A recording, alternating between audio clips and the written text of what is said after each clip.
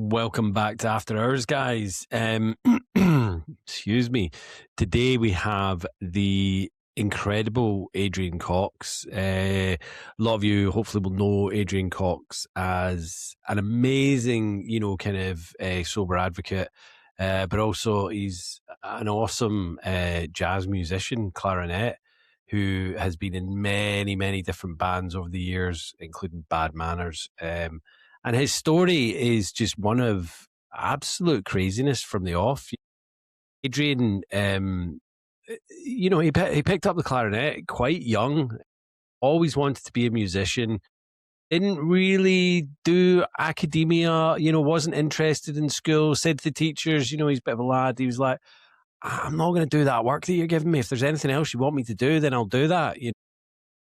He just kind of excelled in his musicianship, and had an amazing teacher who kind of mentored him and was like, yeah, if you want to do this, it's something that you need to really stick at.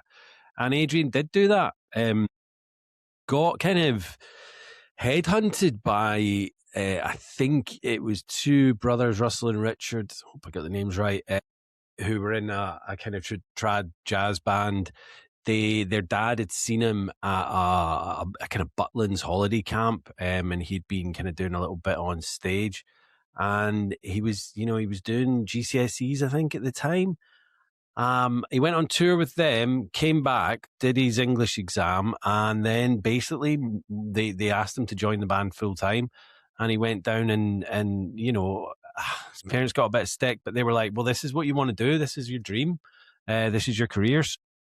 Some kids leave at 16 and go and do their apprenticeships, whatever. This was what he wanted to do. So at 15, he moved to Totnes with with the band. Richard or Russell, one of the younger one that was the brothers that became like his kind of, partner in crime, was 26 and the brother was 29 and the rest of them were like 53, 60 in the band. Like a completely mad setup from the beginning. And it just went hell for leather, really, from that young age, because he's kind of living, in a house share with all these guys. As I say, the younger brother was his kind of partner in crime, and they would just drink like cooking sherry. This just kind of went on and on and on. At 21, he was having like kidney or liver pains, and the doctor said you need to stop drinking. So he did get a bit of a fright. I mean, understandably so at 21 or 22. So he gave up for 6-7 months, I think. He went back to doctors and they said, yep, your liver seems to have repaired itself. And he was like, so can I have a drink? And they were like, well, we wouldn't really advise it, but can I have a beer? And they were like, yeah, I suppose so. So he went to the pub on the way home.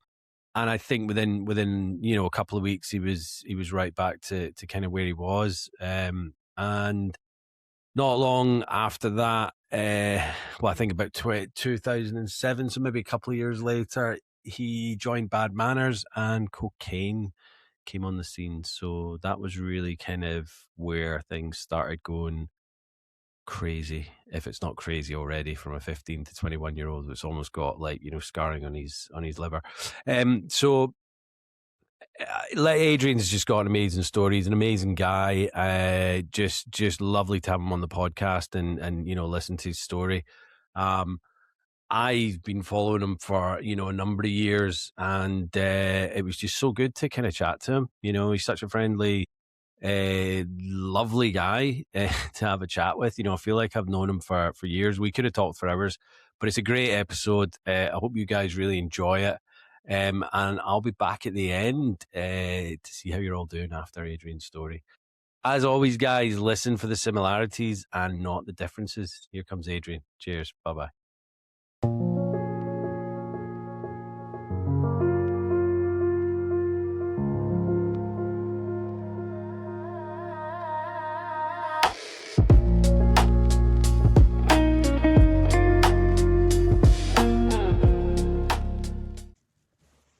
Adrian, welcome to After Hours, mate. It's so good to have you on and see you. How are you today? I'm really well. Thank you very much for inviting me. Looking forward to having a chat. Can't wait. Yeah, I missed it last week when we were meant to record, so we get to do it now. not a problem. As I say, this will be coming out next year, so we're recording in Well, November. nobody ever knew that. What's that? Nobody would have known. Nobody would have known. No, but I want to tell them that we're like, because today, I mean, I'm on the Isle of Man, but in the UK today, it's been this massive big freeze, and everyone's kind of crying because the schools are shut and all that. But where are you, Adrian? So I'm in the south of Sweden, in a little town, in a little village called Easterby.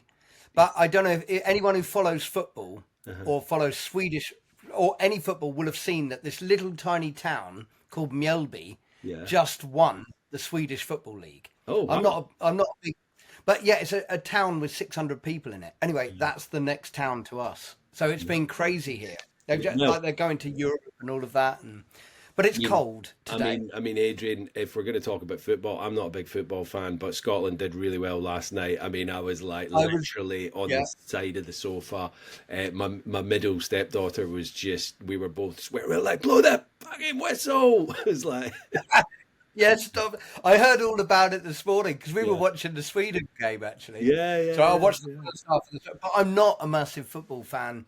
I used to play a bit when I was younger, but I don't follow it avidly. However, when the local team, which is just about to win, we're talking like tiny little village, and it's great. And the stadium there can only hold just under 6,000 people, and So this is going to be. Yeah. This is football all round, yeah. People have been, just loving it. So I mean, that's crazy. So, well, let's go back. Like, tell us about your childhood, because you didn't grow up in Sweden, did you, with that accent, mate? So tell us about your childhood and when you had your first drink. Well, no. So I grew up in a little town called, town called Burgess Hill near Brighton. I know it. Yeah. That is the official title, Burgess Hill near Brighton, because no one's ever heard of it. It's on the train line from London to Brighton. Yeah. Upbringing was great. Music always been a strong thing. Being a musician. From the age of 6, I started playing music, playing clarinet, and then from the age of kind of 12, I was going out and playing gigs and doing stuff with my dad's band and socialising with a lot of a much older crowd of people. Yeah. And school was never really for me. I was very honest at school with the teacher of like, hey, look, I'm not going to do this work. Yeah. But if there's anything else you might want me to do, I'll go and do it. Yeah. Oh yeah, can you do this? Can you do that? And all the usual things at school. I was staying out, smoking. Started smoking early on, and that was it. And then a few parties and things at school in the school days. Meeting up in the park, having a few drinks, and stuff like that. And even back then, I think about it now. My girlfriend was asking me the other day because she's got 2 boys who are that age, 16 and 18. So it's really strange to kind of actually put across your view, because if you were able to put to where you were back then, it's like, well, hang on a minute. So when I always took I'd always loads of spirits and everything. And then when I was 15 years old, I got the opportunity to join a band, a traditional jazz band, full time. Wow. Which was, so I was playing at a festival in Butlins in Bognor Regis when I was 15 years old in 1999, and I met this trombone player from another band who are a well-known established band in the UK.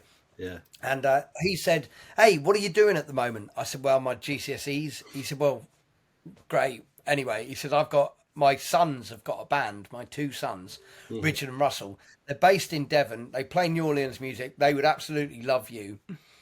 He said, what's your number? So I gave him my home telephone number. He said, right, what do you want to drink? He said, and at that time I'd always have an ale, because I worked out you get served if you said, oh, what ales have you got on? If you walk in and go, oh, what ales have you got on? My favourite going in and asking for a pint of Stella. Yeah, they're like, oh, this guy. You know what I mean? About? Yeah. It's amazing, so, and then he wrote this postcard to his sons that arrived at their house that said, met a lad, got no brain, but by chance plays the clarinet. Call him. And it had my number. And anyway, I get a phone call in the middle of my GCSEs, and they they say, "Oh well, look, do you want to come on tour with us?" So I go on tour with them in the end of May. How old are these two brothers? So Richard and Russell, the brothers, were 26 and 29. Right. And the rest of the band were like 53, 60. Because I was going to say, you're talking jazz. You're not thinking, like, I don't know, like teenagers or whatever. I'm sure there are teenagers, but in those days it was kind of like, you're talking like... Yeah, I mean, it's traditional jazz in playing old school New Orleans style jazz. So, of course, my mum and dad said, well, yeah, it's what you've always wanted to do and what you want to do. That's so I went on tour with them. Yeah. Did 5 shows with them. They dropped me back for my English exam. And then a week later, they called me and they said, we'd love you to join the band, but you got to move to Devon, Totnes in Devon. Yeah. So I was like, so mum and dad, they got a lot of stick for it, my mum and dad, because, letting me leave home at 15. I left home. Yeah. That was it. Left school, left home, and I moved down to Devon, and that was it. And I joined this band. Yeah. Well, I was going to say rock and roll, but jazz lifestyle. Yeah. I'll tell you what, it was about as rock and roll as you could get at the time. And we were living in Totnes, and that was it then. 326 shows we did in the first year, touring all over the UK. Exactly. That's almost one a day. Yeah, you're literally getting like just over a month off. Yeah, wow. Yeah, and so we were just traveling all the time, getting the bandwagon, drinking, partying, smoking, and obviously I'm living at home. I'm paying rent. I'm doing that. Suddenly become an adult very, very quickly, but however, I was living with people who, like, one of them was sort of really together, and the other one was more together than you think, but was a total party animal. Yeah.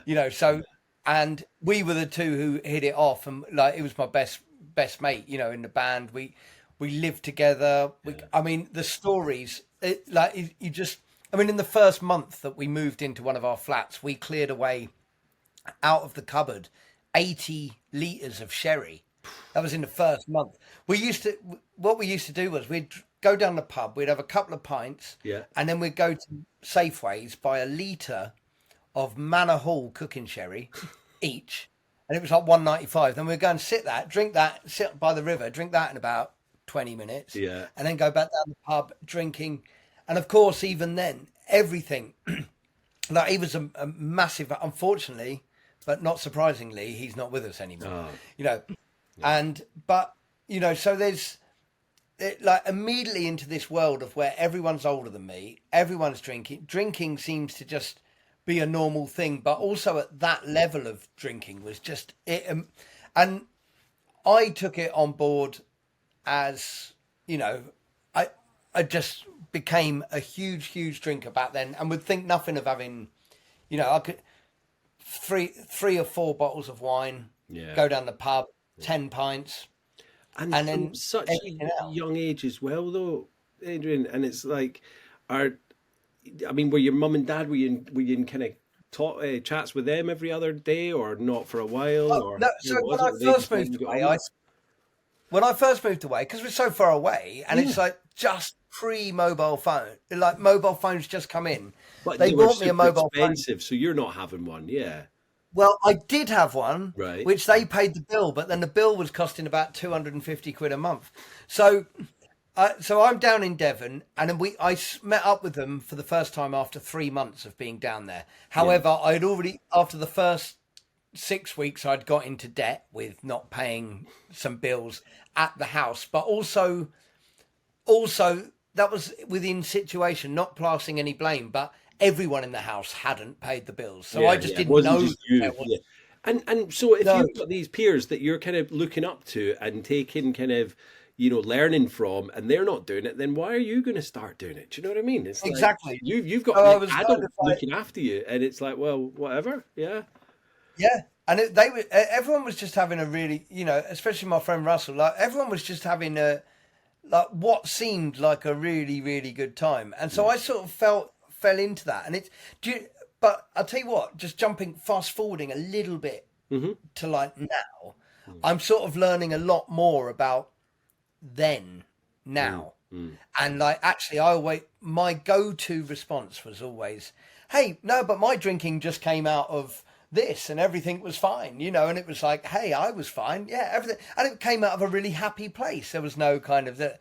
But actually, now that I'm doing a lot of work on myself, over these last 8 months, actually, which is, I've been going, hang on a minute, and it's been with actually living with my girlfriend and her boys, like noticing that at the age of 17, 18, they're still extremely vulnerable. Yeah. Oh yeah. And like, you know, actually, you know, that they might ask questions that to me are like, oh my gosh, wow, I didn't have that support network, or I didn't feel that, you know, I didn't feel unloved or anything like that. But I didn't have that reassurance, or I didn't have this.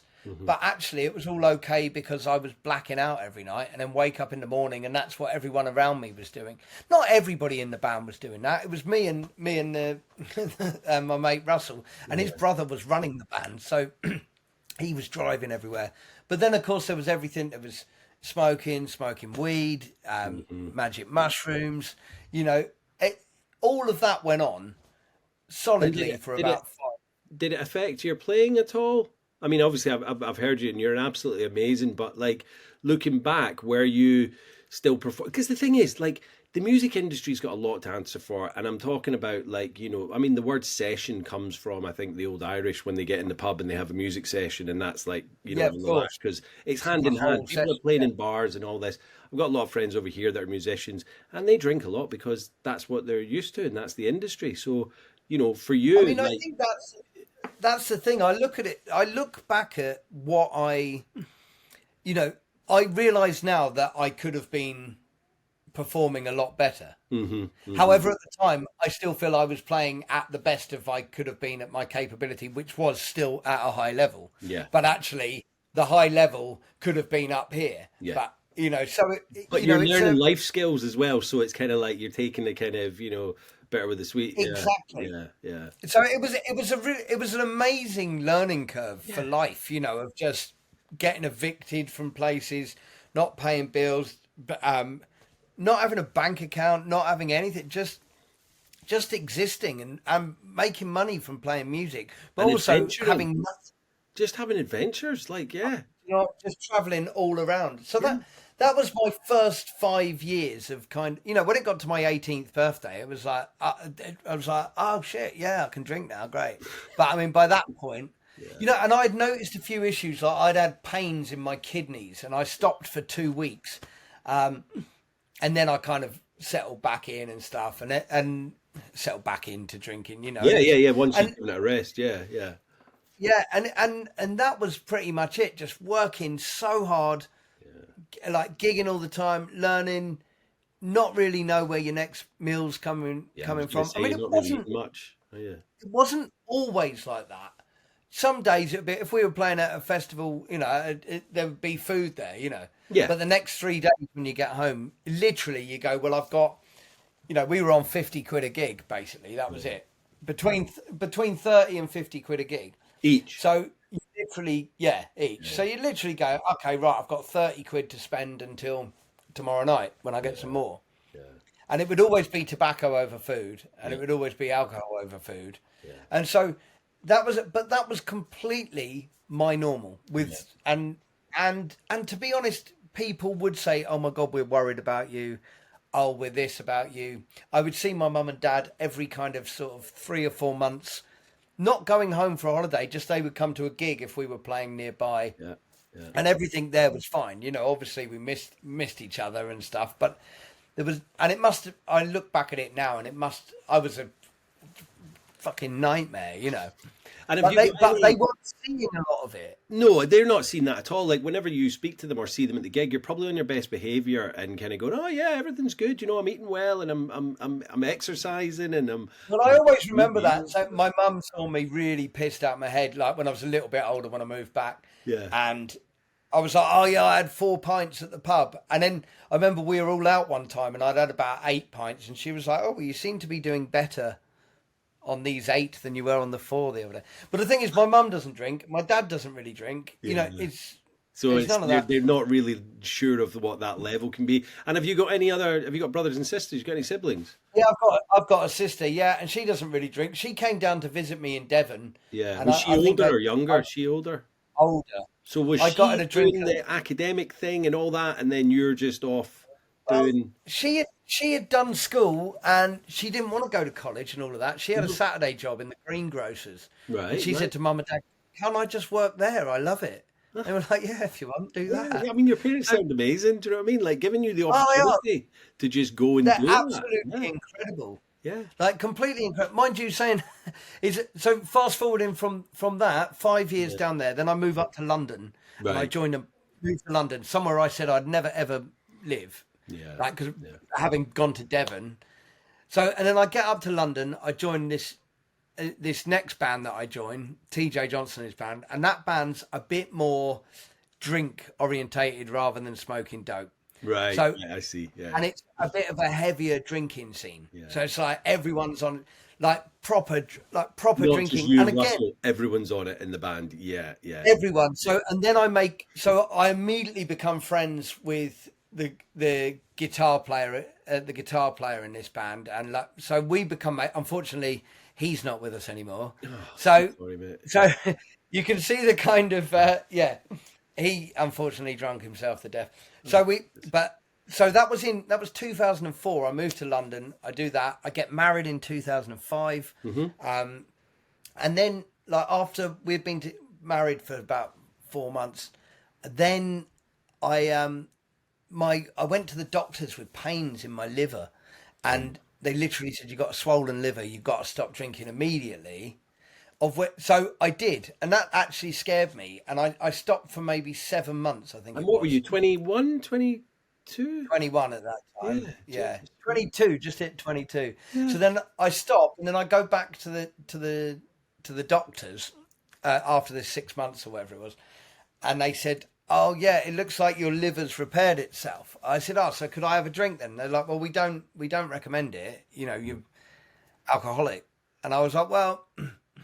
But I could, yeah. And then on the way home, I went to the pub, and then the next day went to the pub, and then I was back on. You're back on. 3 bottles of white wine, 10 pints of Guinness a day. Yeah. And it was that quick. And so I did all of that, got divorced, moved back in with Mum and Dad. Then I moved to London, had various other things. Then of course, cocaine comes on the scene. Mm-hmm. Cocaine's banging around from about 2007, to which I take very partial to that as well. Yeah. So then I'm still in that band. Then I joined a band called Bad Manners. Oh yeah, which we've heard of. Yeah. So then which is literally the biggest party band on the. I've seen and been around many bands, and every band's got a story about hanging out with us. It's like. So I joined them in 2009. Drinking just and it's completely warranted and qualified and quantified within that. There's it's in the name, isn't it? It's in the name. Bad Manners. Do whatever you want. In the tin. So we literally party like mad. That's the kind of thing. Wake up on the tour bus in America. Wake up in the middle of the night. Drink a bottle of tequila. Go back to sleep. Wake up smoking all day. As much cocaine as you could possibly shift up your nose, So to be honest, it was complete party the whole fucking time. And bearing in mind, I'm managing the band as well. Yeah. So I'm setting up all the tours, arranging all the bands, arranging everything, and I've still got managing that. How were you managing? I don't even know. I have no idea. Right. Anyway, and then there's stories of that just go beyond. Yeah. This is a very version of it all, but to get to the point. So 2014, we're just about to go on tour with Bad Manners, and for the few months before that, I've had this pain in my hip, and I'm like, in my leg, going, this is annoying. I bought a bike. Delivered. Yeah, okay.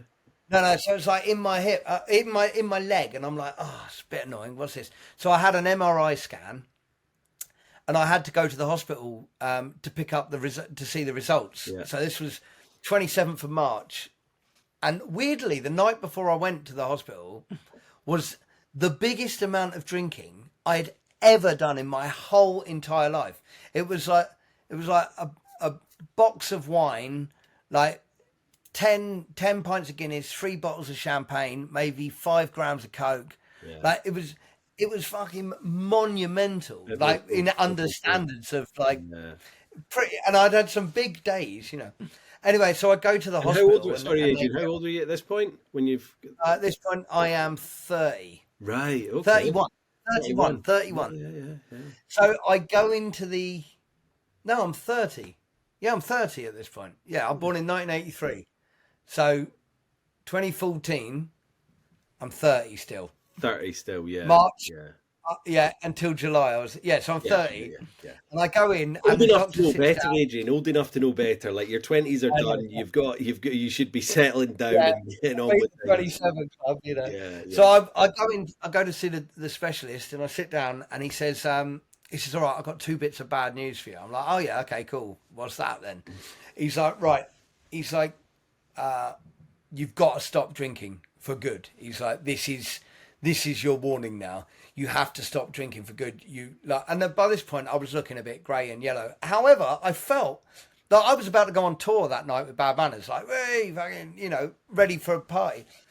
And he said, you've got to stop drinking. Drinking's affected you, and it's affected your body. You've got a vascular necrosis caused by alcohol. So that's where the blood thins and cause death, right? Yeah. So, you know, when you see people hobbling around who might have had a bit, you know, of a life on drink, it affects you. So alcohol. So basically I said, all right, what's the next bit of bad news? They said, well, you've got to have a hip replacement. They said, your blood has thinned so much that it's stopped feeding your bones. And the first place to go with in alcohol is the right, because your blood pumps around that way. So it's the last bit that it gets it. Yeah. So he showed me the X-ray, and there's the ball of the hip, and half of it was just crumbled away. He said that's why sometimes you get up in the morning and fall on the floor, and other times, you know. And I'm still trying to exist, like walking around. I've got crutches going. Oh, this is getting a bit worse. Yeah. So that's at the end of March. And that's when I stopped drinking then. So that was March 27th, 2014. And then he said, so you got to have a hip replacement because of alcoholic, they won't rush anything like that. Yeah. So they said, what we're going to do is we're going to have you come back in 3 months' time. We're going to see how it's progressed. And then we're going to watch you again in another 3 months' time, see how it's progressed. And then we're going to put in for an operation, which could be 6 months to a year.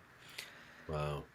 So I go out to Sweden to do a concert in Sweden in the April, and I'm on a walking stick. But you're still with all of these guys in the band, and you're supposed to not be drinking. Yeah. Like that. So actually, but the fact was, being told that almost helped me, because I was able to go, I finally got a reason. Yeah. Literally, I'm going to lose my leg or whatever. As stupid as that sounds, because you could have said to me, hey, stop drinking or you'll die. Yeah. But for some reason, that wouldn't have been enough for me. No, you need to be proved that this is actually killing you. This is what's wrong with you. And also, the fucking ego inside of me was like, oh yeah, I've won drinking, you know. And I still go, oh, I'm lucky it didn't affect me, you know. And it's like, what do you mean you had a fucking hip replacement, you know? So I go out to Sweden to do this concert, and this lady who I've known for many years, she came up to me and she said, why are you on a walking stick? And I said, I've got to have a hip replacement. And she said, she was an old lady. She said, you have to go and see the guy that did my 2 hips. He's the best. His name's Jonathan Miles. He did the Queen Mum's hip and all of that. I said, well, I can't, how am I going to do that? She said, go and pay for the consultation. Yeah. And get the x-rays. She said, I'll pay for the operation. What? And I said, you can't do that. She said, I can do what I like.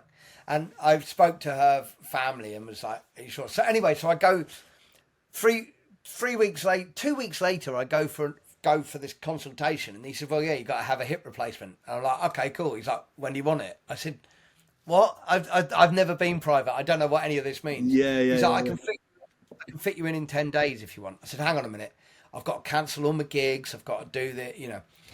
And literally in the 17th of June, Now this was I went in and had the hip operation, full hip replacement. Took 3 months off work, off playing, and then I came back, and so that was that. But then after that, then cocaine completely took over. Gambling took over. I always gambled on horses, but then I was gambling and I fucking won. I nailed it. I won £138,000 Jesus Christ. on online slots, online gaming. And I won that. However, within 3 or 4 weeks, I fucking spent the whole lot.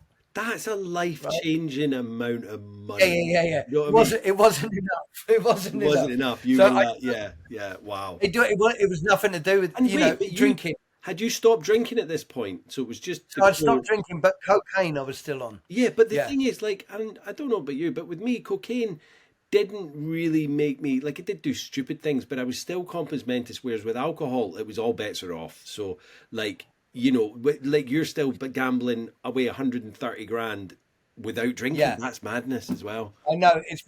To be honest, it was, I spent a lot of it. I say a lot of it, not really that much. I spent sort of 10 grand on myself, and the rest of it, I gambled away. I had it out. It was in my bank. Yeah. And then can I ask, put it back in. did you have a house at this point? Did you have like a mortgage?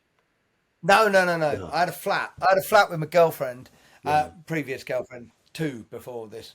So we went. So then I gamble it all away, and then because I look after Buster's money from Bad Manners, I then fucking started spending that money to try and win it back. And then in the end, basically, I ended up like 87 grand in debt to him. And also, so for like 3 months, I lived like from January to April, I hadn't even told my girlfriend.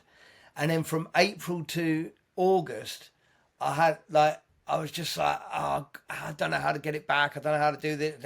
And I was taking more cocaine and everything until I had this huge breakdown up in Edinburgh at the festival where I thought, oh God, we've got this venue where if I get enough cocaine, I can be the dealer because I'm working at the venue, playing at the venue. No one's going to suspect me as, mental, Anyway, and then I come back from Edinburgh. That story's crazy by itself. And I get back to London.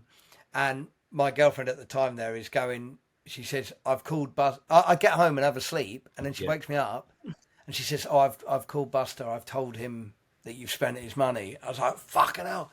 She's like, yeah, he wants to see you. I'm like, yeah, no shit. Of course he does. I was going to ask, how did that conversation go? But she's already started it for you. Yeah. So then he came, she said, I said, well, tell him come. This was on a Sunday. I said, tell him he can come over Wednesday. And she was like, no, he's on his way now. I'm like, shit. And he's like 10 minutes away. And I saw him and he gave me a big hug. And then he was like, oh. But she hadn't told him how much money it was then. And then he was like, how much you done? 10 grand, 20 grand? I was like, no. And anyway, and it went on. And then we got to that thing. Anyway, I paid him back in a year, just a year and a bit. And, and that was that. And then... but the thing was, he obviously understood, and I'm sure he's seen people with, alcohol problems, gambling problems. So he wasn't straight away judging you like, get out of my life and take you to court. He obviously not at all. But he did also say, he said, if you take cocaine again, that's it. Right. So, but the thing, so then I never touched cocaine since then, and then I dabbled with. I was then like, oh, well, I probably still could take MDMA or ecstasy. So then for like, that was August 2016. And then kind of, I would say it was September 17. I had a bit of MDMA, and then I sort of was like, oh yeah, I can still take MDMA. And then it was just like, actually, no, I can't. Like, that was all done. And then so like at the end of 2018, that was all done, I was just like, got rid of all of that. And, and by this point it's like, so then it's COVID happens. I'm in another relationship at this point. And we moved around different places and, and then that was we were having our own things in that relationship. She, I'm not going to go into what her things were, but so then it was, for me, it was a relationship that I should have gotten out of a long time ago, but didn't. And so therefore then I made it my thing to always be on tour. I was never home. I was simply never home.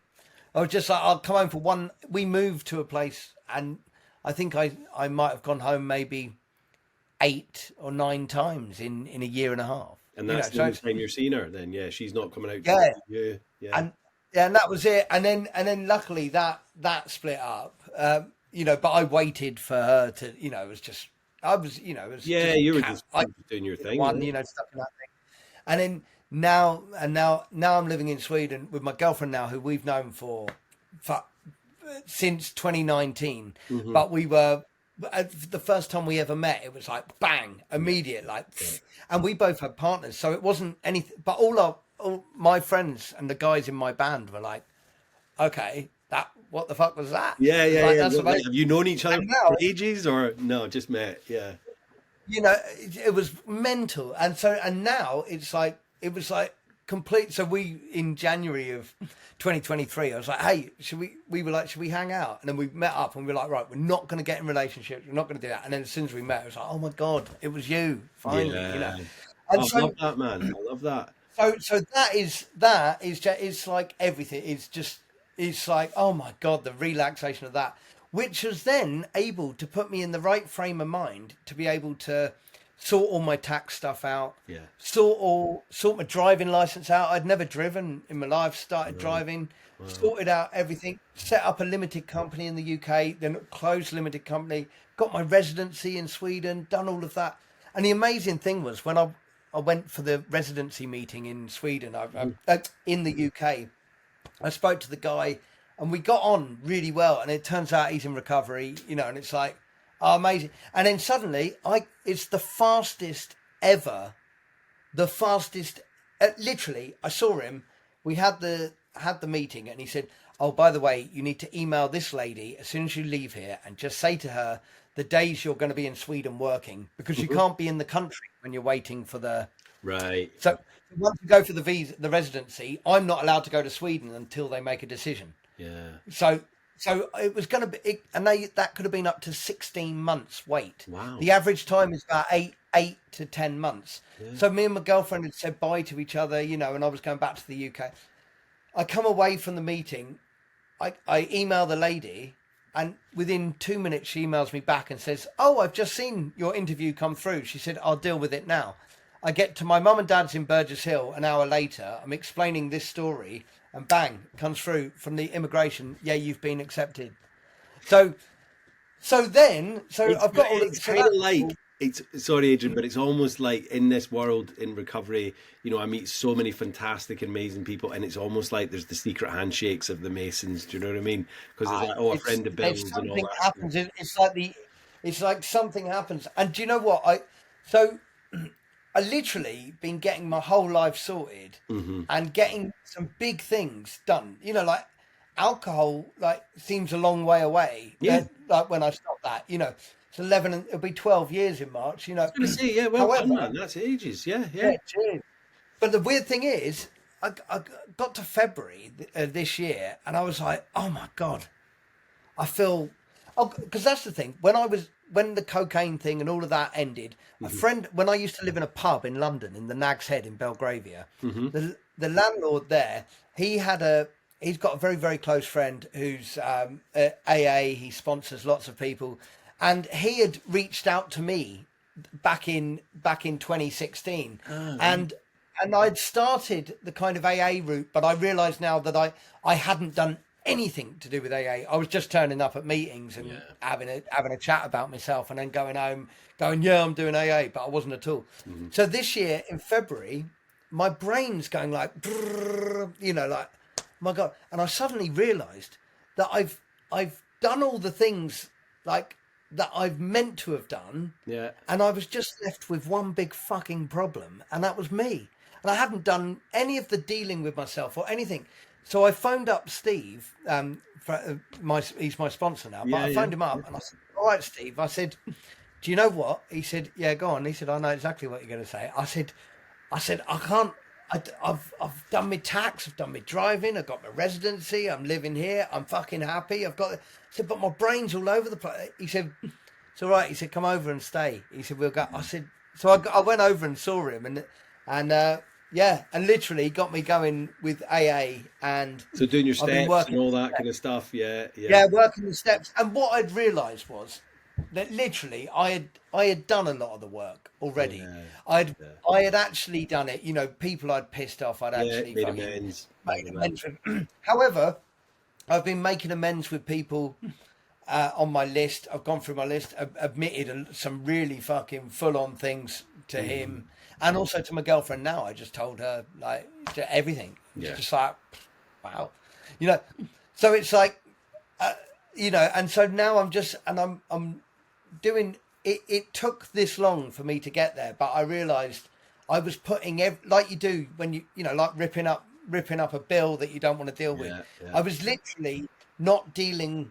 I was going, well, I can't do that because I've got this to do. And even though I was sober and I'm sober and everything's fine, well, I'm doing my tax at the moment, so I can't do this, or I can't put an amount of it.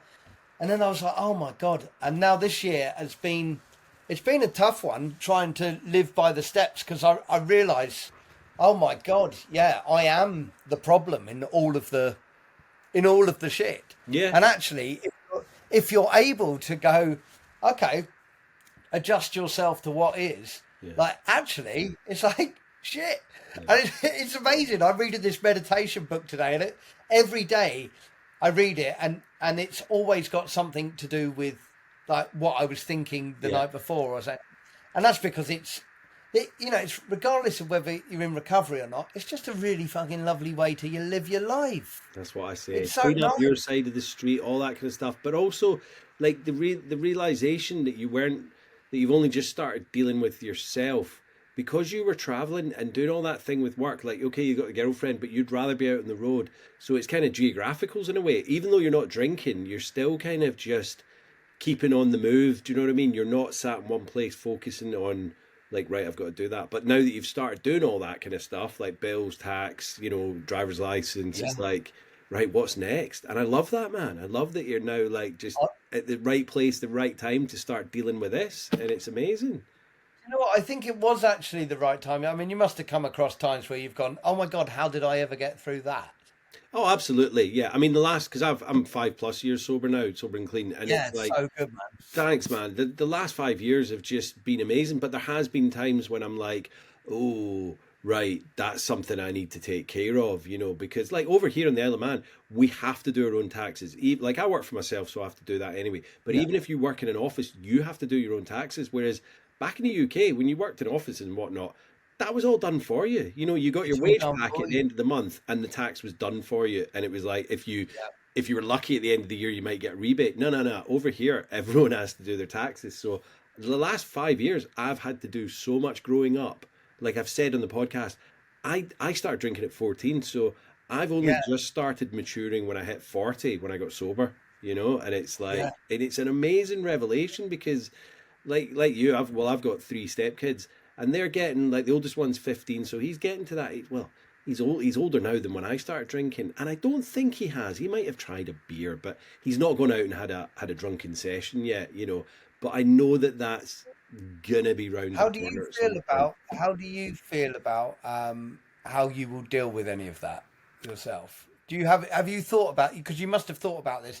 What will I do in this situation? And because I'm literally going through that, and well, they know my situation. They know, they've never seen me drinking. Do you know what I mean? Because they come on the scene. Like I met Jen 2 years. Well, we've been married we're married a year. We've been married in August, but we've been together like 2 years, over 2 years now, and they know my situation. They've never asked like, oh, were you like an alcoholic or this and that, you know. But as they're getting a bit older, I think they're starting to work it out. Like I think they've seen my reels on Instagram and stuff like that. So they know the kind of crux of it all. Yeah. And so like, I don't know, it's a difficult one because I've had this overplayed in my head. And obviously, you know, Jen's their mother and they've got a father. So they're the main ones that are going to be like, but if I do find them like completely going off the rails, then it's time to have a conversation. Do you know what I mean? Like, I know that they're going to go out and drink, and I know they're going to do that from like maybe hopefully he'll be like 16, 17. I don't know if he even will. He's got ADHD, so I think younger people are slightly different as well. I mean, especially out here, it's like it. You know, I know that there was definitely a lot more drinking happening at the age of 16 than what there is going on here,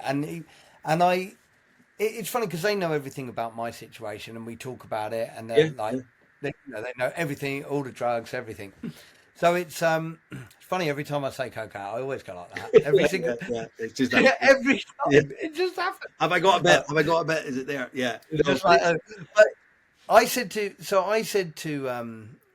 my sponsor, I said, what do I do in this situation? He said, all you can do is, you know, if you start telling someone not to do something, they want to do it. He said that is always the thing.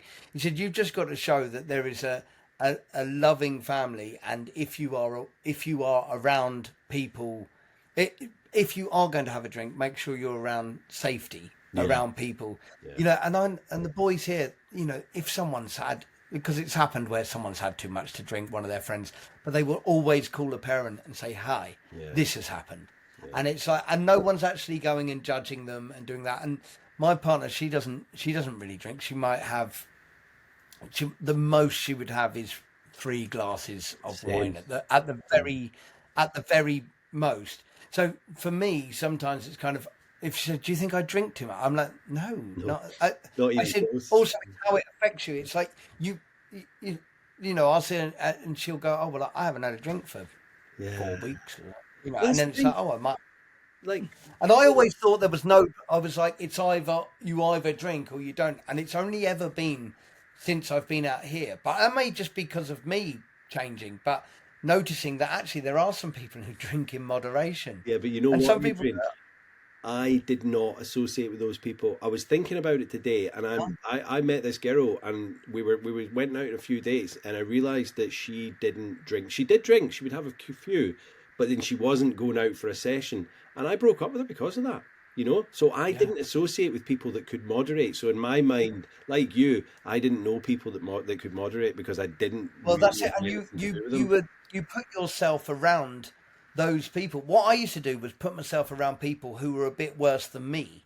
Literally, until they all started to fucking die. Yeah. You know, and then you go, hang on a minute. And then suddenly I realised that people were hanging around me because, well, I'm not as bad as him. Like, people were saying that about me. Yeah. Oh my God, well, I would always find people, and this was relationships until it wasn't, but like, that wouldn't judge me because they wouldn't be saying, oh, have you had a bit too much tonight? I would just be like, no, get out of my life, until it got to the point where I was like 40 and the partner I was with at the time, it was getting to breaking point because I was 40, and it was like, you know, are you wanting to settle down and enjoy family life, or are you just happy to sit in a stupor all night, you know, drinking vodka until you pass out and then get up the next day and do it again? So yeah, I mean, going back to what we're saying about the kids, like they've got to go out and experience it themselves. But I think, like what you're saying, the younger generation don't seem to be doing it as much, and I think it's because we've got video phones now, and they don't want to be caught on camera doing something stupid as fuck. Do you know what I mean? And like, if there was any videos of us back in the day, it'd be like, oh my God, it might be enough to have scared us away from it. I doubt it, but you know, I doubt it. But I do think it was I do think, you know, times are changing. I notice it here. Like they're really not thinking about that. No one. I don't think the last time I saw somebody smoking in the area where we live. Do you know what I mean? But this, you know, when I was 13, my mum would give me my money to get food at school, and it was like she used to give me £2.60, which was quite a lot. £2.60, but I could get 10 JPS for like £1.20. Yeah, and it's like, I can do that. That's cool. 10 fags. So I used to do that. I remember the days when you could get 10 fags, and it was like £1.20, £1.30 for 10 Regal King size, and I was on them, and it was Regal, that would do me for the day at school, you know. But I remember, exactly. I'd have a couple on the way to school, one at break time, 2 at lunch, 1 on the way home, and or sell them to a couple of kids for £1 a pop. Do you know what I mean? It's like, that's my fag money for tomorrow. Like, why everybody wanted it. Yeah. But I think that with, you know, life away from all of that. It was quite a daunting thing to be told to stop drinking. Yeah. And I think that, you know, at the time when I was told to stop drinking, because loads of people have been told to stop drinking and not stop, but I felt a big sense of relief, you know. I feel like even from that age, just we're talking about, you know, smoking at 13, like I wanted to be the one who had the cigarettes. I was always the one, you know, if we went to a party as a kid, I was the one who would bring a bottle of whiskey. Yeah. I was the one who did that. I mean, all right, I'm being, you know, ego, not in the way of like, oh, me, but ego is in like, oh, right, I'm doing good. Right, I've got this. Yeah. You're happy with your lot. I think Billy Connolly said that he gave up before the doctor told him to, so he thought it was a good idea. Like, he could feel it was on the cards, and he thought, nah.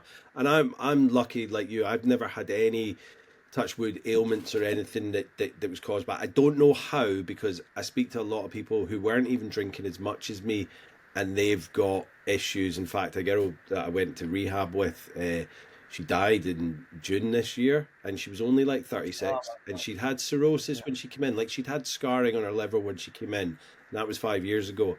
And we all thought, like, she was totally yellow jaundiced when she came in, and she got better. And I'd been keeping in touch with her over the years, but not, it's like, she lived in Birmingham. I was up in, you know, Leeds, and then over here.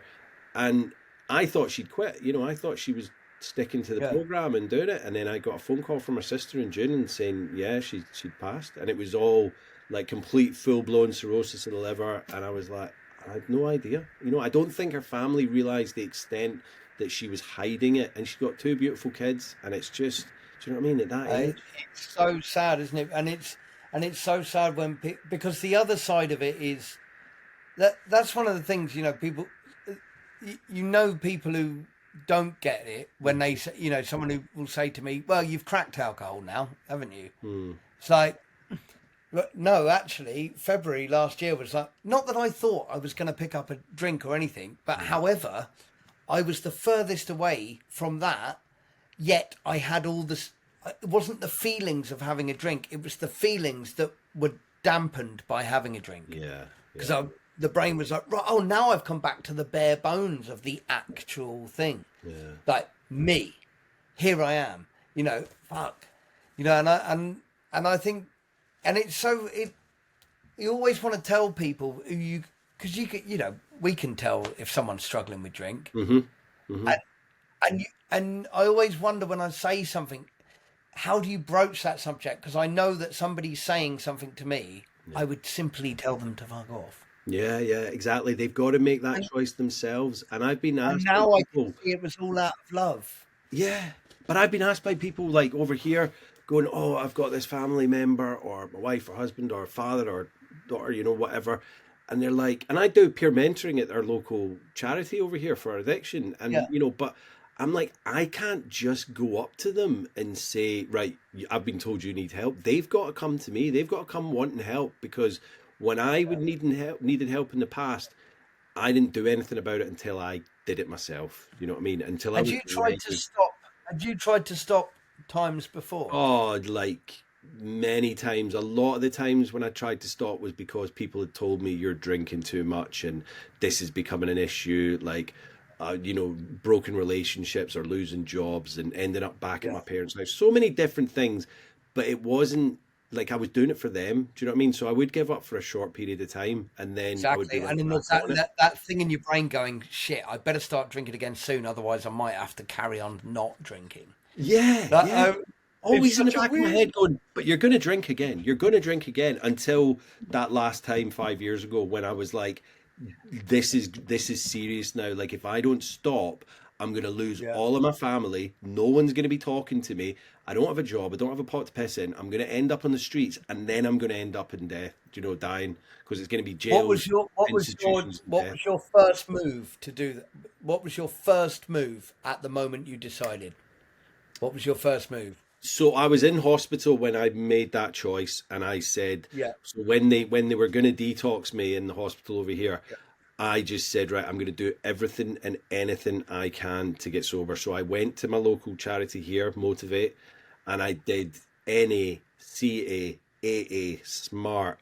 I ended up doing like over 100 meetings in 90 days because it was COVID time as well. So Wow. we were doing them on Yeah, Zoom right. as well. So I was going to like Australia, I was going to Idaho, I was doing them in Utah, like online. Wow. I just threw myself into it. I was reading Quitlet, I was reading the big book. I was watching films on it. Do you know what I mean? Like there's a Steve Carell film called Beautiful Boy, Yeah. 28 days, 28 days later, but 28 days with Sandra Bullock. I was just immersing myself because I was over here. I didn't have a job.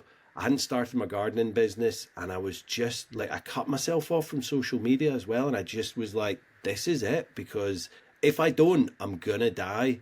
And I didn't fancy doing that just yet. So yeah. No, isn't it funny that you know that you don't want to die? Yeah, but it wasn't just that as well. It was like, I remember being in the field because it was a beautiful summer 2020, and I was in a field and I had my, top off, taps off, and it was like, and I was sitting there with my bottle of vodka, and I was just like, smoking a fag, and I was like, what am I doing?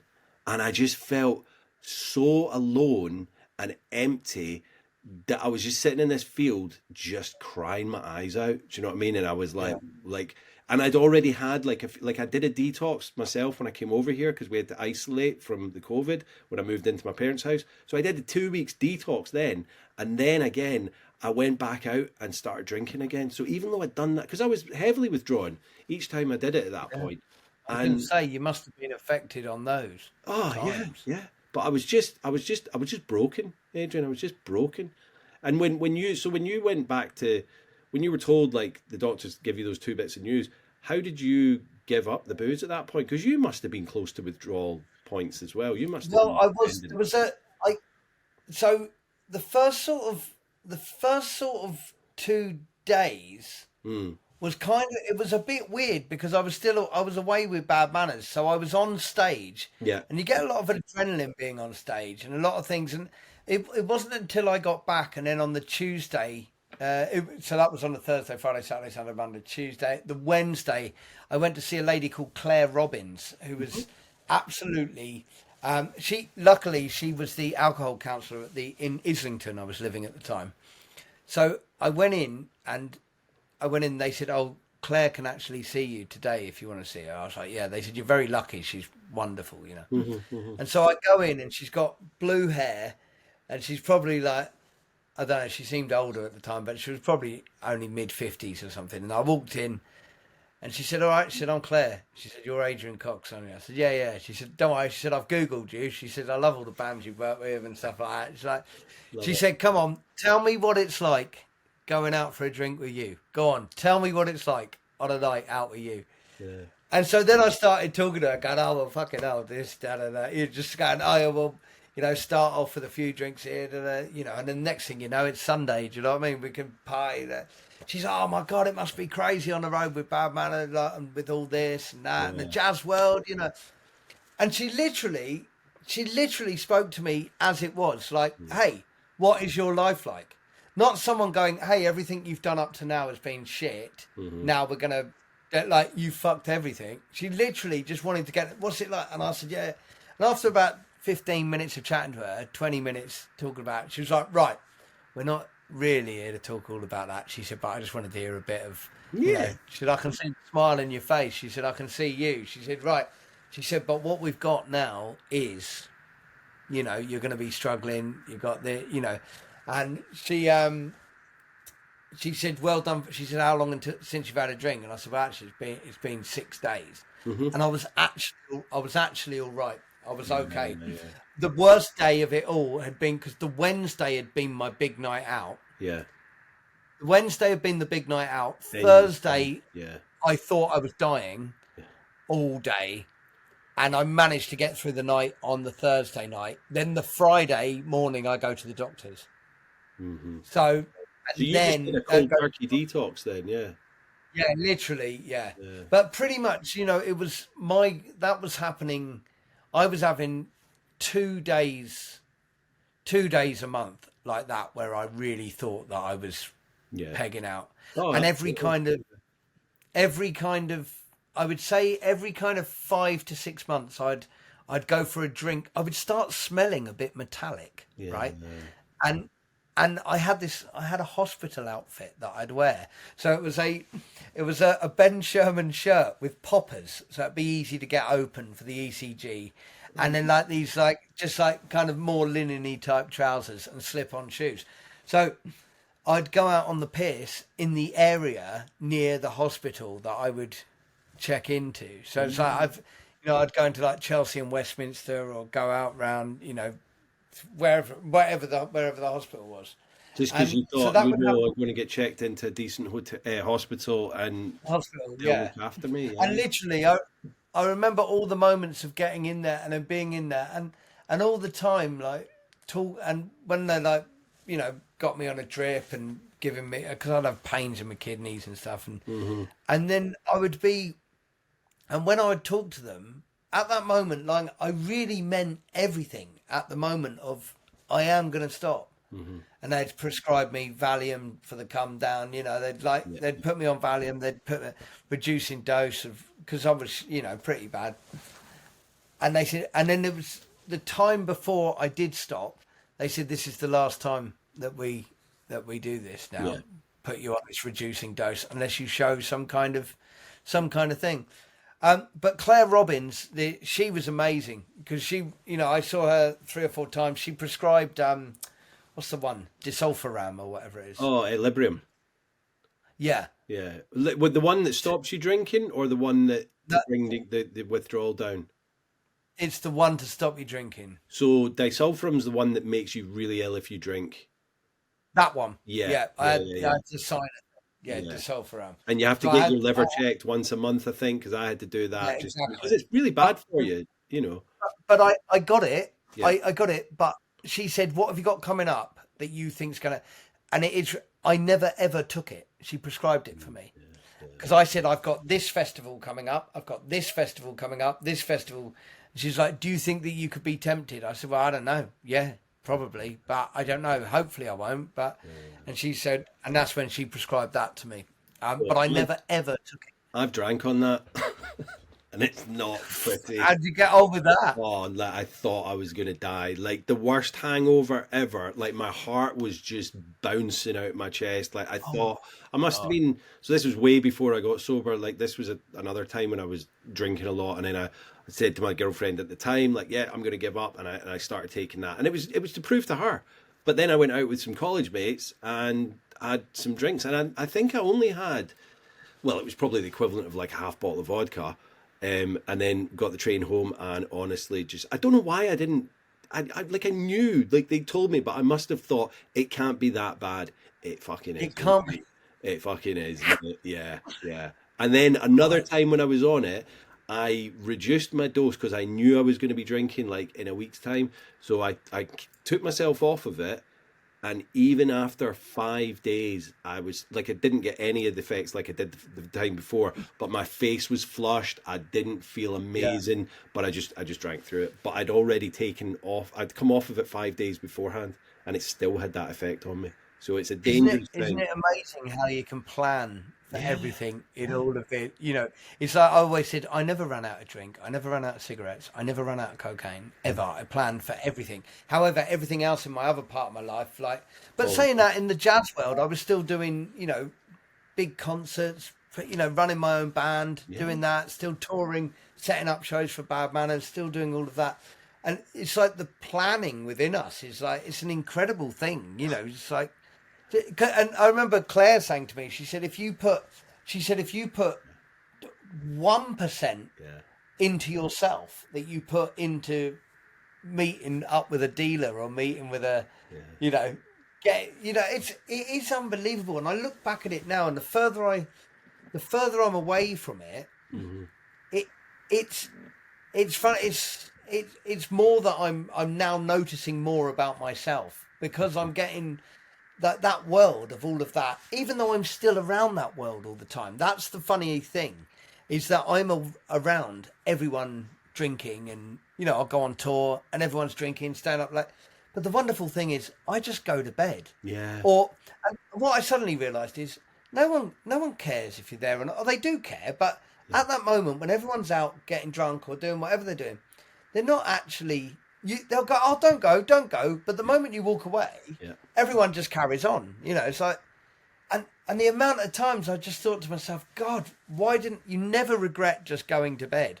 It's like, why didn't I do that? And then the next day is wonderful because you get up, you're you have a absolutely wonderful fine. And they're like, what did I do last night? And you're like, well, I don't know after 11 o'clock because I'd gone by that time. And it's like, but Exactly. the thing is with me, like it took me a while before I started going out and socialise and you know, when I met my... I was going to say, after COVID and all of that, and of course being on the island as well, it's like... Yeah, but a lot of the people that I knew when I moved here, because I'd lived here before years ago, but a lot of them had moved away since. So I had my family and then I had people from the meeting. So that was my core social kind of aspect. And then, like, I do a lot of photography, so I was doing markets with that. And that was a great kind of social hub for me. Again, all people that were, like, where I was seeing them and we go for coffees and things like that, there was no alcohol involved. Since meeting Jen, like a lot of her friends, as I said, musicians, and they've got the dancing world, so there's a lot of kind of boozy parties that we go to, and that was me kind of learning how to do that again. But again, it's fine because I'll have really meaningful chats and conversations, well, I like to think they are, at the beginning of the night, and then, like as I say, Jen doesn't drink a lot, so we'll check out of there like at about 10, 11 o'clock, maybe 12, you know what I mean? And it's like, as you say, nobody cares. They're like, oh, No. They saw you at the beginning of the night. Like they'd care if you didn't show up because, you know, your anxiety levels were too much. And I'm like, I'm not coming out. People just give up asking you. They stop. So I don't want to do that. Like, but I'm getting more and more used to it. Like we went to Morocco with the Manx dancing group that Jen's part of just about a month ago. Not even that, 3 weeks ago. We went to Marrakesh and there was 68 of us there. And that was a huge learning curve for me. Like, and it's a non-drinking country, so I didn't see anyone drinking because they would go to restaurants and stuff, and we had the kids with us as well. But it was a massive social kind of like anxiety trigger for me. But I got through it, and I'm just like, right, I've done that. Do you know what I mean? Because it's still a learning curve for me. But I do enjoy going out. I always panic before I go out, and I'm like, oh my god, people are going to be drinking and this and that. But you know what? When I get there, it's absolutely fine. Before is always worse. Yeah. And what I find, I find that I have these moments of. I'll tell you this. I'll tell you what's weird here. Mm-hmm. It's not weird. It's only weird for me. It's that nobody here knows me from the old days. Yeah. Yeah. Our friendship circle can come round, and also within the music, they don't know necessarily all the things that I do, or they've not heard of Bad Manners, or they've not heard of, or that. All right, yeah, I play clarinet. I'm Josephine's boyfriend. We are friends, and we sit and we chat and we have conversations. So all of those things for me are all my kind of, like, I put my things out on the table really quickly. Oh yeah, my name's you know, hi, I'm Adrian. I'm I'm a drinker. I'll drink everybody under the table. I'll do this. I tour around. I've got all the best stories to tell you. We'll have a right laugh. If you want gear, you want to take drugs, you want to do that, we'll have a fucking great time. Brilliant. Yeah. Then there is sober me, like, oh, Adrian's cleaned everything up. Oh my God, do you remember him when he was like this? Now he's sober. Oh yeah, I'm Adrian. Yeah. Well, I'm in recovery. I've had a hip replacement of this. Yeah. I do that, but I still manage this band. I tour all over here and I play with these bands. Okay. Now it's like, all right, Adrian, how are you? Oh yeah, shit. Oh, what have you been up to? Oh well, actually, oh yeah. And what I found really, and it was my girlfriend, because who said to me, she was like, you know that people actually, they love you as you. I'm like, fucking hell, but I find it so hard. I can take a compliment on stage, you know, someone going, oh my God, thanks for the concert tonight. Your music really touched me. I'm like, oh, thank you so much. That means a lot. And it genuinely does. It means everything. Yeah. But I have a persona of like, hey, but actually somebody saying to me like, oh my God, or my girlfriend giving me a compliment, I find it, I have to look the other way. I can't take it. And that's stuff I've been working on. And that's all stuff I've been working on. I'm realizing. And also now it's, if I recognise those feelings when we're out, or of that kind of like, actually, I feel really anxious. Oh, my girlfriend's amazing. It's just, I'll just be like, oh, I don't really feel that great. You know, are we all right if we go? Yeah, of course. Yeah. But do you know what? We like to be home and we like to be in bed by 8 o'clock. Yeah. And that's what we like here. And it's going to be weird now because I'm going off on tour next week I'm away for a month. And that's like that's a on long stage at 10 o'clock. But I'm thinking driving, like rather than be on the bus, I'm gonna just do it, and then hire you a can go car. off and do your own thing when they're like hanging out in bed and feeling like Literally, shit. and I've got to learn all this music for this next tour that I've got coming up. So if you're on You the know- bus, you've probably got PlayStations or whatever, I don't know, and it's like busy, it's Well, noisy. But unfortunately, it's not as good on his bus, but he has got a nice new one actually. But it's it's that kind of thing of waiting around for people. Whereas I find my time very precious. yeah, I'm like, I get that, yeah. And I want that can sometimes be quite bad actually because I'm not very good at sitting still. I'm like kind of there's obviously some ADHD kind of thing happening as well, but I never say that like, oh yeah, there's probably that, because I don't just like to say that, but my brain cannot focus on I can write my list in the morning of stuff I need to do, and I say to myself, do not go over there and start doing that. And then within 10 minutes, I'm over there doing that. And I'm like, what am I doing? I told you not to do that. Why the hell did I? Now sit down. I listen to the worst music ever just to like, because I can't, Just I listen to horrible thing. Yeah. Yeah, just so that I'm like, right, I've got this shit on. My girlfriend listened to my playlist once. She's like, what is that? I'm like, it's like really like horrible, like lo-fi, really like.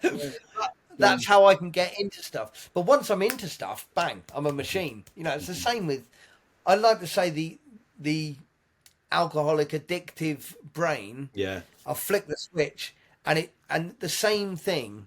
I think the important thing is that I always say to people who, when I speak to people about recovery is don't see it as, having this addictive thing as being a downside. It's because I'll tell you what, the thing that got me pissed and whatever I was taking and everything, that thing is the thing that is keeping me sober. Yeah. Yeah, I like that. That's a very philosophical way of saying it, because it's like, Going the other way. I think of it as a superpower that I've got sober, because Oh man. like I was 40 when I got sober, and yeah, there's nothing wrong with getting sober at 50 or 60, do you know what I mean? But I'm so glad I've done it now, because now I know that I'm never going to drink again. I'm not like just white I knuckling believe it. that is. I got goosebumps when you said that. But it's like, Oh man, that's so good. But just hearing you say that, knowing I'm never going to drink again, I've just got like full down me, like, yeah. Like, don't get me Exactly. wrong, for the first couple of years when I was doing AA and stuff like that, and NA, and it was like one day at a time and never say never and all that, I'm like, yeah, but fuck that now, because I know, like, fuck alcohol, fuck big alcohol, I'm done with that, and I have no interest in doing any of that stuff. Like, I was speaking to people the other day, and they were like, oh, if only there was a magic pill where you could go out and drink, and I'm like, no, I don't want to do that. Like, I am done with it. That's someone who's not dealing with the thing. Yeah. So I'm just like, you know what? My life is so much better. Like, I've got a beautiful wife. I've got 3 amazing stepkids. I've got my family back, like my mother and father back in my life, like my brother and his kids. And it's like, and it's all down to. But you look so well, and your eyes are so bright. You know what I mean? It's like, it's just like, and it's conversations like this. It's like, we don't know each other, right? Yeah. Do you know what I mean? Like in that, in depth way, but we know everything about each other. Oh, absolutely. We're kindred spirits, Adrian. Do you know what I mean? And that's the thing. Like, I feel like I've known you for years, because we've come on the first time we're speaking tonight, and yeah, we had a little chat beforehand, but like, you know what I mean? It's just been flowing, and I love it. And that's... But we had a little chat beforehand, like we've known each other forever. Exactly. We were straight into it. Like, oh yeah, I've actually did that. Oh, did I tell you that this did it? And that's the thing is, actually, if you're just honest and open, there's nothing to hide and nothing. Yeah. And that is, I think a lot of people, I'm learning. I've learned so much this year. AA has been a total life sentence to me. And I'll tell you what's great. So in Sweden, I was looking for AA meetings, and it was really hard to find, because they, even though it is within AA, they have a different website, so it doesn't come up on the for looking for meetings on the one. Anyway, so I found one. There's one in the next town. So I go to it, and there's like 6 or 7 people. It's tiny. We live in the middle of nowhere. It's wonderful. And I walked in, and I was just like, oh my God, here's my people. And they're all over 70, but they're all fucking sat there in this dedicated club, like clubhouse. And I walk in, and I was like, all right, my name's Adrian. I said, I understand bits of Swedish. I don't speak Swedish, but I'm here. And they were just like, oh, wonderful. Everyone speaks English here. But, yeah. but immediately there was an old guy chatting there, you know, and he was speaking in Swedish, and he looked at me. He said, "Hey, English." He said, "I'm just telling everybody why I'm still here and how I'm still here, and it is." He said, "For me," he said, "one day at a time." He said, "and every day's wonderful." And he said, "It's all these little sayings, all these little things, you know, keep it simple." Yeah. You know, do the next right thing. Yeah. It's Clean up like your side of the street, all these little things, all these little mantras. Exactly. Yeah. And I love the that. Serenity Prayer. It's incredible, you know. Adrian, my mum, when I got, my mum and dad, when I was sober, I think it was for either my second year or my third year. You probably can't see it, so it's a little weird. You'll have to go to your left, I think. Have to go to the camera. I'll take it off. So basically, they gave me this on my second or third year sober, and it's two little hands clasped. Yeah, I got it like that. And then on the other side is the Serenity Prayer.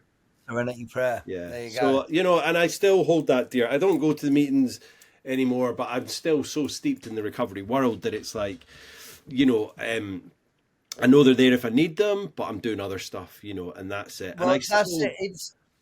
I think you know, it's with all respect. That's it to it, and you know, I find myself even here like going, oh yeah, oh great.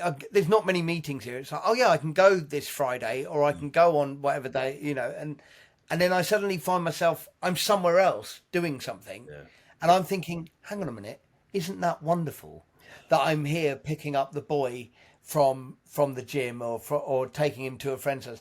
Isn't that great that I'm sat in the car that I bought this year? The fucking car that I bought this year. Not illegally, or off your head.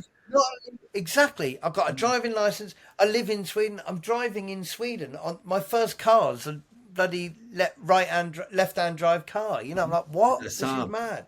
Is that Saab? No, I got myself a Mitsubishi Outlander. Oh, nice. Yeah. Hey, so tell me, Adrian, do you regret getting sober, mate? No. No.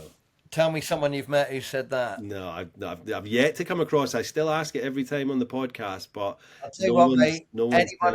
Anyone who says they regret getting sober hasn't really started the process. Yeah. Because I tell you what, when I think, you know, and just talking to you now about just condensing it all into that little pockets of things, I could see, as I was saying it, there's little bits of like, even to you, who I know has been through it all as well. It's when I hear bits, you know, when you just said, I was sat on the field with a bottle of vodka, you know, it's like, to me, that's like, because I wasn't the kind of person who would have a bottle. I wasn't the vodka type, you know, the spirits type. I was more the kind of always socializing, always, you know, right, I'll go to the party, I'll bring the party. But, you know, when I look back at it, and like, I just hear when someone's, you know, when you talk about recovery and someone talks about, you feel the similarities of the things, but also you still get amazed by other people's stories. And it's like, oh shit. Wow, shit! I'll say. So you got to this point by taking that route within that, and all of this, and it, you know, and it's such an amazing thing. But the sobriety thing brings us all back together. Yeah, we're just one tribe of people in recovery. It doesn't matter how you got here, whether you went AA, smart, didn't do any meetings but read a book, or just white knuckled it and then realized, you know what, this is the best thing I've ever done, and now I'm okay. Yeah. However way you get sober, getting sober is just this revelation of, and do you know what? And I'm like, this is why I do the podcast, because I don't just want to speak to people like you that were as bad as you or as bad as me. You know, I've had a couple of people on here that were not even grey area drinkers, but they gave it up because they didn't want that lifestyle anymore. I think the more and more people that are turning away from alcohol, because what is it? It's a massive, big legal drug dealing corporation. That's what it is. Well, if it was invented now, it would be illegal. Oh, absolutely, without a doubt. I mean, it's carcinogenic. Like, what the fuck? Why is there no warnings on like there is on cigarettes, but there's not on bottles? Just says drink responsibly. I mean, I always remember talking to sober Dave about that, and he was just like, Yeah, buy your mum a bottle of champagne, or why not buy your mum a packet of Marlboro Reds? Yeah. You know, it's like, It's both will get you to a shithole in the end. You know, well, it's funny, that whole thing. You know, my mum said they used to. I think she still does it now, and I'm like, you need to be careful with that. Like, you know, the bin men at the Christmas time, she'll buy them like, you know, pack of Stella or whatever. And I'm like, you wouldn't buy them fags. Maybe you would have in the old days, but I'm like, you need to be careful with that because those beers could be enough to set one of them off back down the path. And I don't think she does it anymore, but it's like it's the go-to. It's funny because you don't know isn't what that can do to someone, because even that you don't know how that will it changes someone's life. You know, just having that as a gift, because it's not a gift. I don't really see it as a gift, giving someone poison. And it's like, but you know, but then you have to remember, you have to kind of. It's just you sort of wish that everyone could kind of see this world. Yeah. Because I don't think it matters how much you drink. Like, it's like, as I said, you know, I've learned about moderating of drinking, and I've spoke to my sponsor about this. You know, watching people who do actually have a glass of wine with food and go, oh, that's lovely, and then not have a fucking drink for 6 weeks. It's like, okay, right, that's something. But like you said, never associated around those kind of people. So I would never be in this situation now if I wasn't sober. No. But I spoke to my sponsor about it, and I was saying, you know, I said, he said, look, you would never have ever been happy. That's the drink you're having isn't the drink you want. Yeah. You know, and there's, you know, that's not the drink you want. If there was a bottle, it's the one you want, the one you want at the bottom, and then it's the next, you know. And he said, you're never ever. He said, other people don't drink like we do. Yeah. He said, you know, they're like, when he means like we do, he means like us. Yeah. The problem one, the problem drinkers. Yeah. Yeah. He's like, other people, and he said they would never understand that, and you can't explain that to some people because they're like, why can't you just give up? And I'm like, yeah, you know, like if it was easy as that, I wouldn't have, you know, I wouldn't be going to meetings and doing a podcast about it. You know, I had that with the gambling. You know, people said to me, oh well, I would have stopped at 20 grand. I said, well, you wouldn't have ever got to 20 grand. Yeah, I was always going to win that money. Yeah, I was always going to spend it as well. I was always going to win that money because I was never going to fucking stop. You know, I would have gambled my whole life until I won it and gone, yeah, I won, now spend it all, you know.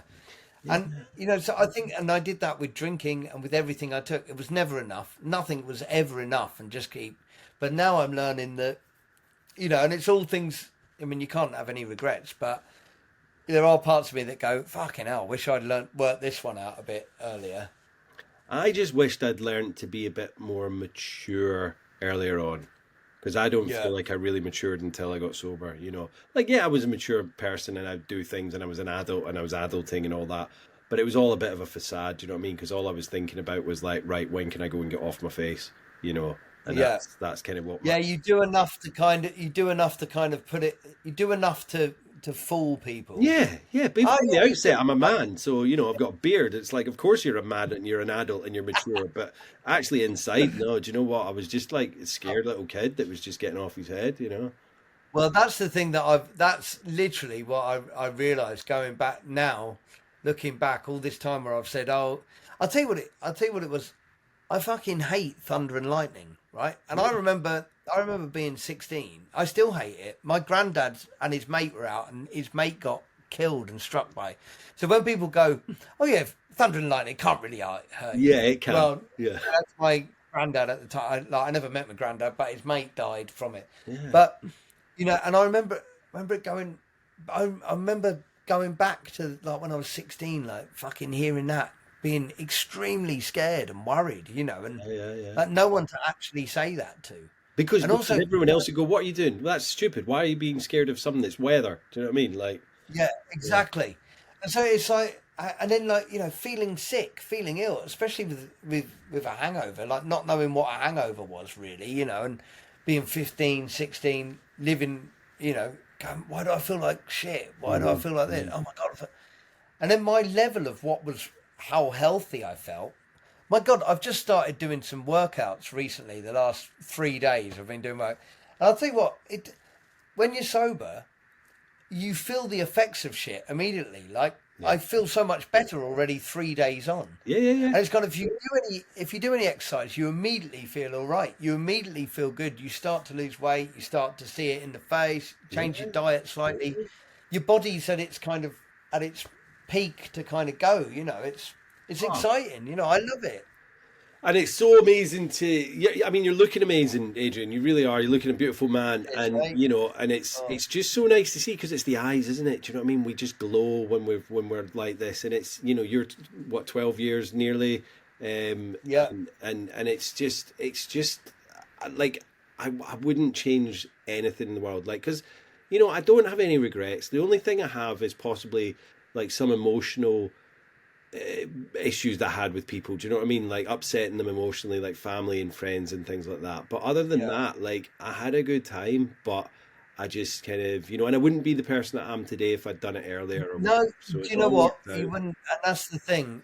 My book's not here, but the meditation book today was the thing today was saying that, you know, troubles and joy come in equal measures. So sometimes, and it says like not one of them should be stronger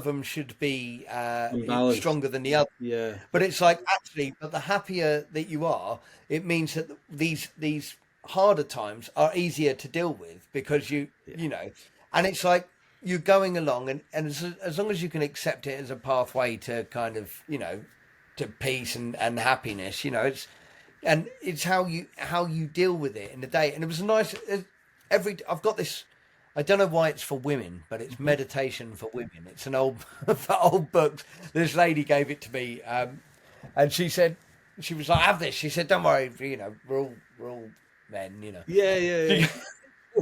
Women and men. She's like, there you go. She said, read that. She said, and it's every day. It says, you know, you can, you know, and every day I read it, and it's wonderful. I start my day with it, and it's just. It's like happiness, you know, being a state of mind, you know. Yeah. Okay, there's going to be hardships that come up, and it's like, but nothing is going to be too hard for you to tackle. Yeah. You know, it's like you've got the tools to deal with anything that comes up, and all it will do is just make the happies happier. So you need to have a few troubles to make the happy, you know, otherwise happiness would become insipid. Exactly. No, I totally agree with you. You've got to have the bitter with the sweet. Adrian, have you got any recommendations for a book, a podcast, or a film to do with recovery?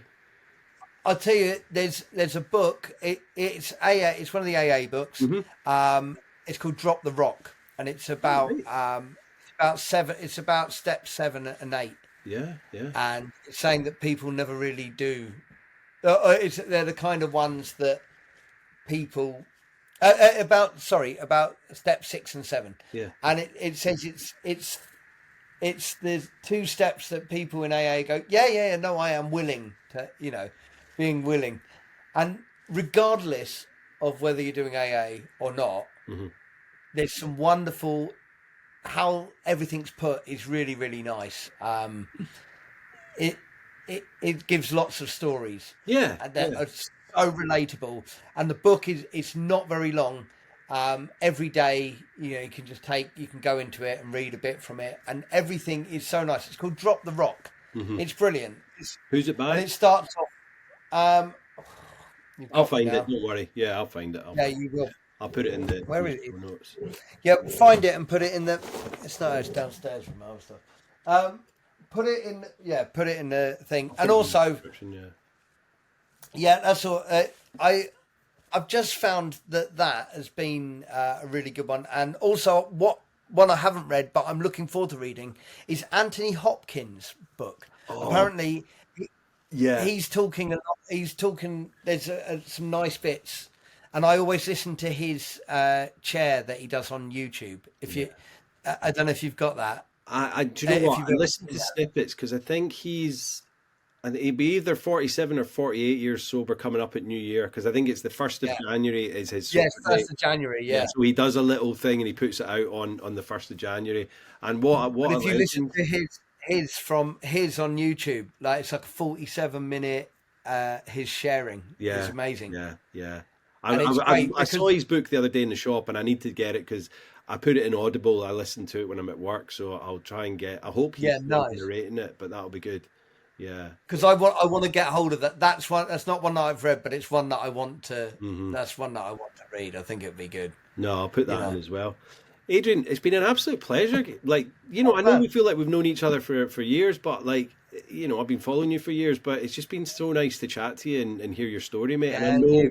I know it's going to help so many people. So, that's the whole reason we do this and share it. Well, that's the thing. We're all here, aren't we? We're all, you've got to keep showing up in the world and putting out your best.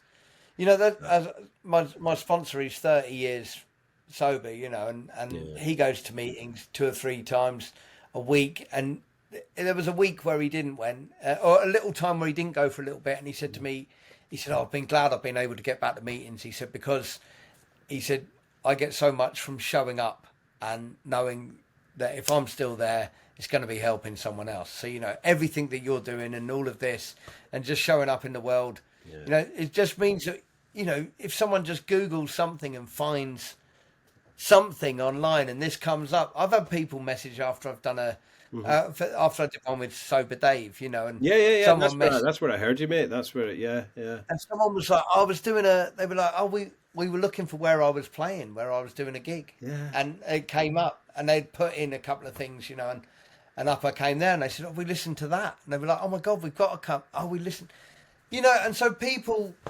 I think we're out there trying to be as best as we can and putting out good stuff. I mean, without a doubt, mate. And I enjoy doing it. Do you know what I mean? This is just like kind of a little kind of not hobby, but do you know what I mean? I enjoy doing it. I enjoy speaking to like-minded people. So nice. Yeah, I just love doing it, and it's like as I say, I've been doing it for a year now, and it's just been growing from strength to strength. So I can't wait to see what next year brings, or this year. Oh man, make sure you keep doing it. Yeah, no, I appreciate that, mate. Because this thing is, I know a lot of people do it and they start and they go, oh, and they don't become Joe Rogan straight away. And I'm not planning on doing that. But I don't want to give up because I only had like 10 listeners last week. Do you know what I mean? That's not the case. Oh my God. It's I always say this with music, with jazz and things, people put together a product and they go out and they do a gig and they're like, oh, well, it was rubbish. There was only like 20 people turned up. Yeah, so I just left straight away. I'm like, they were the 20 people that did turn up. Yeah. Like, that's the ones that matter. Everything. Yeah. Oh my God, there was only 20 of them. Did you get all their names? Did you get their numbers? Like, oh my God, thanks for being here. This is great. Hey, come on, let's all sit round, just make it like, and then like, I was like, come on, that I was saying to my friend, I was like, that's not a bad thing. That is your audience. Yeah. And then, that if you're doing it for the other reasons, like, oh yeah, well, I only got 20 people. Maybe that's your audience, But, and that is, and I know it's a niche industry and topic of podcast or whatever. But that is the people that I'm aiming it for. And if there's a few other people that are moderators or don't have a problem with drink, but they give up because they hear the stories, then even better. That's what it's all about. Yeah, that's it, isn't it? If people can just see that a little bit and just it gives them something to cling on to. Yeah, and go, why am I drinking? Why am I putting a carcinogenic poison into my body every weekend? Exactly. Why am I doing that? Yeah. But yeah. No, thank you, Adrian. It's been an absolute honour, mate, and a pleasure. You're so welcome, Jimmy. And enjoy the rest of your evening, mate. Speak to you soon. Yeah, we'll do, mate. Nice one. Take it easy. Bye. Cheers, mate. You too. Bye-bye. Bye-bye. Thank you, Adrian. Amazing having Adrian on the podcast and, just getting to know him, listening to his story, and what a story. You have to kind of hear it to believe it. But, having, given up alcohol in 2014, but then to kind of, think, well, I'm not allowed to do that, but I'm going to do cocaine. And then having to stop that after the kind of gambling thing with, bust a blood vessel, and to then think, well, I'm not allowed to do that because he's going to, kick me out, disown me if I take another, line of cocaine. To then move on to MDMA and think that's okay. But this is what it does. We think, well, if I can't do that, but I'm going to push it out with something else, but amazing. Well done, Adrian. And, being 12 years sober from alcohol and, number of years clean from everything else. But, as Adrian said, it wasn't till, even recently he was doing all the work, but he wasn't doing the work on himself. He was literally, not, I'm not going to say he was a dry drunk because he wasn't that at all. He was improving his life and doing all these things, but he hadn't learned to find that balance between, you know, being sober and clean, and then, you know, having to, you know, live a normal life and get everything in order. Like we say, you know, keep your side of the street clean. Yeah, just an amazing story. And I know this is going to help a lot of people. And if you're listening to this and you know it's going to help someone, please share it. Share it with people. Let people know. Just copy the link and put it out there. Yeah, thanks guys for listening, and you know, like, subscribe, share, put a 5-star review. You know, any questions or anyone that you think, you know, needs to be on the podcast, you know, send me a message, and hopefully we'll get them on. I'm thinking I'm nearly kind of got everyone lined up for season 3 now. So just a case of recording them all and then getting them out to you guys. You know, I get to the point where I'm like, I want to start releasing 2 a week, but I'm not doing that yet because I like it being you know, 1 a week. You know, if I do 2 a week, then I've got to kind of get more people in. So this is good. We'll do season 4. You know, that'll be the second half of the year, but I think we're kind of tied up for pretty much until June now. So yeah, it's going well, guys, and thank you for everyone that's listening, giving me great feedback, and you know, and telling me that these stories are helping you, because I know they're helping me. You know, like I spoke with Alex Lee yesterday, and she said to me, you know, that episode will be out in a couple of weeks, but she said to me, these are like our meetings, you know, like coming on and doing a podcast and speaking to you, speaking to other people. It's like having our own little personal meeting. So I'm just glad that everyone else can, you know, kind of listen in or watch on YouTube and you know, take a lot from it. So until next week, guys, stay safe, stay sober, and stay supportive. Cheers. Peace. Love you all. Bye bye.